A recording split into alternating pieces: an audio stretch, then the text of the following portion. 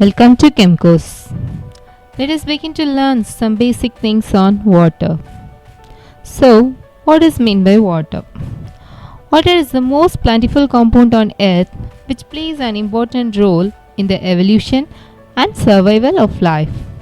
It has an important ability to dissolve many substances. What is water made of?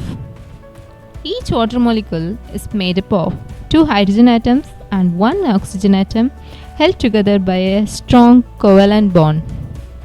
Although the molecules of water are simple in structure, the physical and chemical properties of the compound are extraordinarily complicated.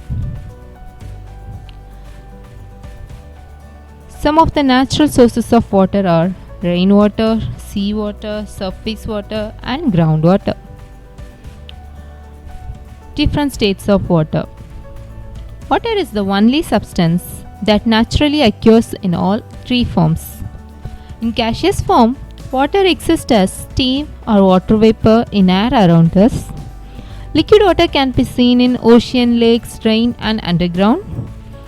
Water exists as ice in glaciers and polar regions. Water resources. We know that nearly 3/4 of the Earth's surface is covered by water. Most of the water, that is 97% of the total amount of water that exists on Earth, is found in seas and oceans, which are known as salt water. And the other 3% is the fresh water, which are not salty and can be used for our daily purposes. They can be obtained from ponds, rivers, rain, tube wells and taps, as well as in polar ice caps and glaciers. Here is an interesting as well as thought-provoking fact: the water in a bubble.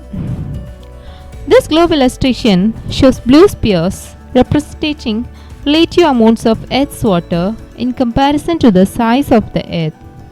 I am sure that you were all surprised why these water spheres look so small. This image attempts to show three dimensions, so each sphere represents volume. The volume of the largest blue sphere represents all water on, in, and above the Earth, which measures 860 miles in diameter.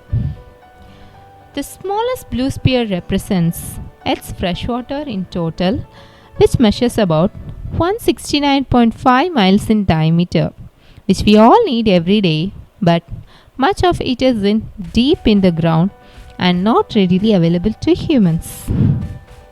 There is another tiny bubble that you are not even able to notice. That one represents fresh water in all the lakes and rivers on the planet, which measures about 34.9 miles in diameter. So you are supposed to imagine such a big bubbles with gallons of water. Water is becoming an increasingly important issue in the developed world. Hence, it is our duty to conserve and preserve water. This is what we are going to learn in our next video. Thanks for watching. Keep watching.